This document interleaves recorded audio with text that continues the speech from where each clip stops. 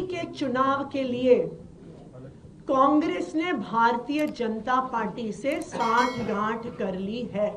कांग्रेस के जो प्रत्याशी हैं उनका चुनाव का खर्चा भारतीय जनता पार्टी से आ रहा है। इसमें प्रमुख संदीप दीक्षित जी हैं, जिनको भारतीय जनता पार्टी से ऐसा सुनने में आया है कि फंड मिल रहा है। आम आदमी के पार्टी के कार्यकर्ता बदमाशी कर रहे हैं, कौन कर रहा है ये तो पार्टी जाने। मुख्यमंत्री योजना जब है ही नहीं तो ये कौन सा फॉर्म भरवा रहे हैं। जब सरकार आज झूठ बोल रही है पार्टी आम आदमी पार्टी, तो कैसे माने कि 2 महीने बाद ये सच बोलेंगे। या तो बताएं जी साहब कहते कि इश्तहार झूठ है, मतलब स्कीम है तो 1000 रुपया मेरी जेब में क्यों नहीं आया, ये भी मुझे पता करना पड़ेगा।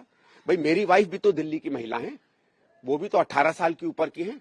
मेरी बिटिया है, दिल्ली की नागरिक है, दिल्ली की वोटर है, वो भी 18 साल से ऊपर की है। उन दोनों की जेब में तो अभी तक आया नहीं 1000 रुपया। आप भी तो पैसे बांट रहे हो, 2100 रुपए 1500 रुपए क्या है ये भी तो एक तरीके से पैसा बांटना ही हुआ सरकार की तरफ से। तो अगर आपने 10 साल काम किया होता तो आपको ये सब करने की क्या जरूरत थी। कांग्रेस के बयानों से, कांग्रेस के एक्शन से ये बिल्कुल साफ हो गया है कि दिल्ली के चुनाव के लिए कांग्रेस ने भारतीय जनता पार्टी से सांठगांठ कर ली है। यह बिल्कुल साफ हो गया है। कल कांग्रेस के एक बड़े नेता अजय माकन जी कहते हैं अरविंद केजरीवाल जी एंटी नेशनल हैं। मैं कांग्रेस पार्टी से पूछना चाहती हूं, आपने आज तक भारतीय जनता पार्टी के किसी भी नेता के खिलाफ ऐसा आरोप लगाया क्या? उन पे ये सवाल उठाए क्या? नहीं उठाए। लेकिन आज कांग्रेस पार्टी आम आदमी पार्टी पे, अरविंद केजरीवाल जी पे एंटी नेशनल होने के आरोप लगा रही है। दूसरा उनका जो कृत है, कल कांग्रेस पार्टी ने अरविंद केजरीवाल जी के खिलाफ और मेरे खिलाफ एक एफआईआर दर्ज कराई। क्यों? बीजेपी के खिलाफ क्या आज तक कांग्रेस ने कोई कंप्लेंट करी है, कोई एफआईआर करवाई है? नहीं करवाई। लेकिन आम आदमी पार्टी के नेताओं के खिलाफ करवा रहे हैं। तीसरी बात, हमें आधिकारिक सूत्रों से पता चला है कि कांग्रेस के जो प्रत्याशी हैं उनका चुनाव का खर्चा भारतीय जनता पार्टी से आ रहा है। भारतीय जनता पार्टी कांग्रेस के प्रत्याशियों की फंडिंग कर रही है। इसमें प्रमुख संदीप दीक्षित जी हैं, जिनको भारतीय जनता पार्टी से ऐसा सुनने में आया है कि फंड मिल रहा है।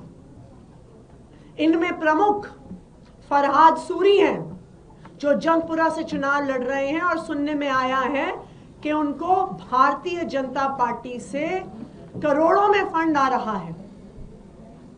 तो आज हम कांग्रेस पार्टी से ये पूछना चाहते हैं कि वो दिल्ली में भारतीय जनता पार्टी को क्यों चुनाव लड़वा रहे हैं। अगर उन्हें आम आदमी पार्टी से दिक्कत है, अगर उन्हें लगता है हम एंटी नेशनल हैं, तो लोकसभा चुनाव में उन्होंने गठबंधन में चुनाव क्यों लड़ा? क्यों अरविंद केजरीवाल से प्रचार करवाया? यह बिल्कुल साफ हो गया है कि दिल्ली के चुनाव में कांग्रेस के दिल्ली के नेताओं ने भारतीय जनता पार्टी से सांठगांठ कर ली है। आम आदमी पार्टी को हराने के लिए सांठगांठ करी है, भारतीय जनता पार्टी को जिताने के लिए सांठगांठ करी है।